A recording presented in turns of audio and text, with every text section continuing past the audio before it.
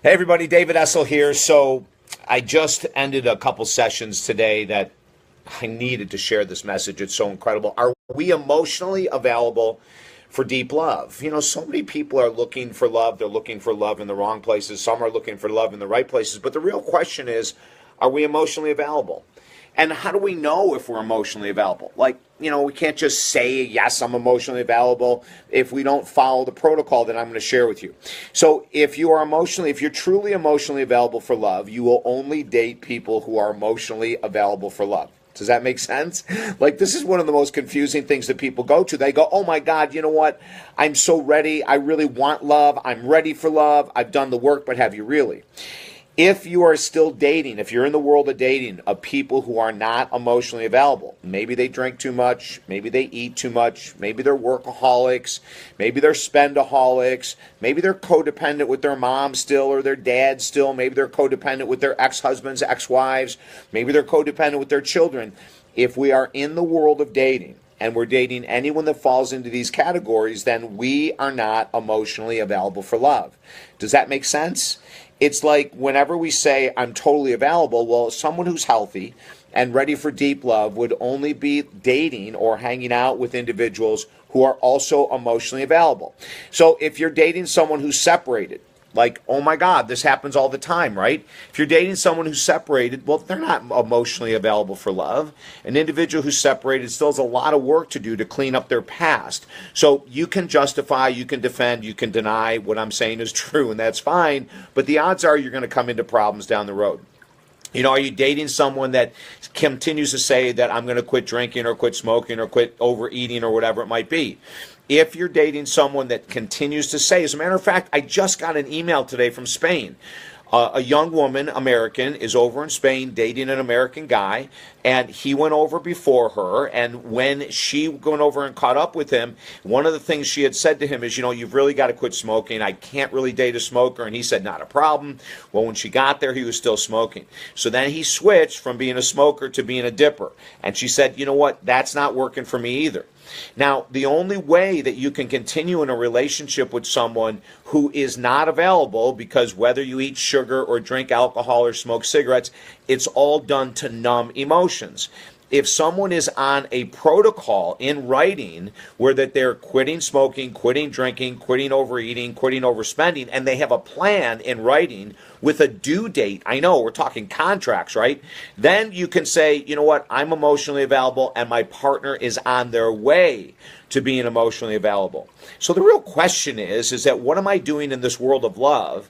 And if I say I'm ready for deep love, but I'm dating people who are not available, what does that say about me? The only person that could stay in a dating relationship with someone who is an alcoholic, which means they're not emotionally available, who's addicted to nicotine, which means they're not emotionally available, who's a workaholic, which means they're not emotionally available, who's a spendingaholic, which means they're not emotionally available, who's a foodaholic, which means they're not emotionally available. The only people that can stay in relationships with someone who is not emotionally available is if they are not available as well. Does that make sense? It's like one of the most crucial things I could share about the world of dating. As a counselor and a life coach for 27 years, we've helped so many people get back on track in the world of dating. But step one is to be honest, and to say, oh my God, I have to admit that the last 2 or 3 women I've dated were not emotionally available, and I stayed with them. The last 2 or 3 men I've dated were not emotionally available, and I stayed with them. That must mean that I'm not emotionally available either. Another one of my clients said to me the other day, I can't believe what I'm learning here. My last 2 husbands and my last 2 boyfriends, 2 of them were alcoholics, 2 of them were workaholics, and I'm trying to help them heal, which means I'm codependent in love, not a healthy place to be. So do a double check, like look inside. Instead of saying that all my past boyfriends or girlfriends or husbands and wives were idiots, they didn't deserve me. If we stayed with them very long, that means we're on the same level. A healthy person, when they are in a relationship, in the beginning of a relationship with someone who's not emotionally available, will leave that relationship. Or they'll say to someone, you have a certain amount of time to get clean, to get sober, to quit your workaholism, to quit your spendaholism, and I'll hang in here for the next 60 days. But if you don't have it together after 60 days, I'm leaving. That's an emotionally healthy person. So let's just be brutally honest. Listen, you're watching right now one of the most codependent men that has ever walked this earth. In 1997, I spent an entire year with a counselor who was a friend of mine helping me see how freaking codependent I was in intimate relationships. How I didn't hold my word. I didn't hold my boundary. I would say to someone that this is unacceptable. What you're doing is unacceptable, but I would stay with them. The minute you tell someone what they're doing is unacceptable, but you still stay in the relationship, you have lost all respect. They don't respect you anymore. You can say, well, I'm giving them a 7th and 8th and 10th and 20th chance, but basically what you're saying to them is, don't respect me. I told you that there was a boundary and a consequence, that I wasn't going to come back as long as you were still doing A, B, C, D, E.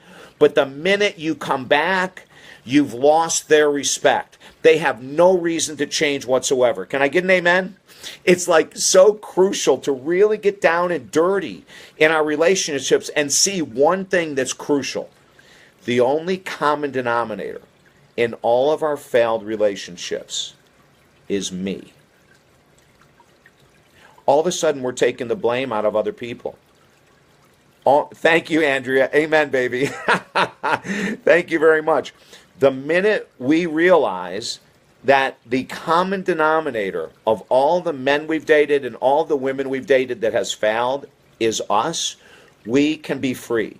Because then we can look in the mirror and say, holy crap, I've got to change. Maybe I'm codependent. Maybe I'm emotionally unavailable.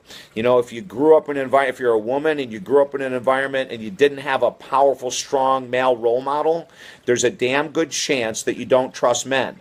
We got to clean up that past in order to move forward. Patricia just asked, what if we are both in recovery? Is active recovery fail-proof? Well, no. There's nothing that's fail-proof. If you're both in recovery, then I would say you're both emotionally available. If you're both doing the same amount of work in recovery, then the odds are you're probably both emotionally available. Like, hey, listen, I have seen people, an individual that has never struggled with addiction, I have seen them have the best relationship in their life when they date someone who's in recovery. For the first time in their life, if the person in recovery is working a really strong program, they're dating someone who's honest, who's upfront, who's not codependent. So, you know, I don't look at recovery as a block to be in a healthy relationship at all. I think people that are dry drunks, people that just aren't using but they don't have a program, that's a problem. But listen, the odds of great relationships are out there for everyone if you really want it. But the first thing in the world to do is look in the mirror and say, what the hell am I doing hanging out with emotionally unavailable people? That's the first question, because that says I'm not ready yet either. Take time off. If I can help you, go to my website, davidessel.com or talkdavid.com. We have all kinds of programs helping people get really clean and mentally and emotionally with love. Okay? I'd love to help you out. Have an awesome, awesome day. Bye now.